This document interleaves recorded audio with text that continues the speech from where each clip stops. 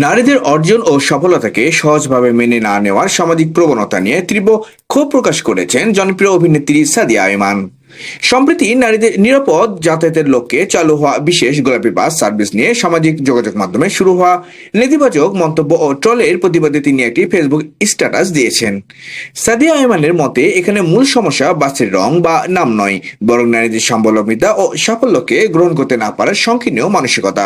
তিনি এই বাস সার্ভিসকে নারীদের পরিশ্রম ও উদ্যোগের প্রতীক হিসেবে দেখার আহ্বান জানান।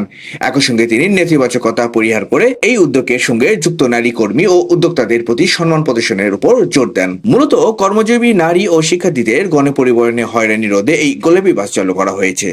একটি জনকল্যাণমূলক উদ্যোগকে উপহাস করার পরিবর্তে এর ইতিবাচক দিকগুলো বিবেচনা করা উচিত বলে মনে করেন এই অভিনেত্রী। তার এই জোরালো বক্তব্য বর্তমানে সামাজিক যোগাযোগ মাধ্যমে নারী নিরাপত্তা ও স্বাবলম্বিতা নিয়ে নতুন করে ইতিবাচক আলোচনা জন্ম দিয়েছে।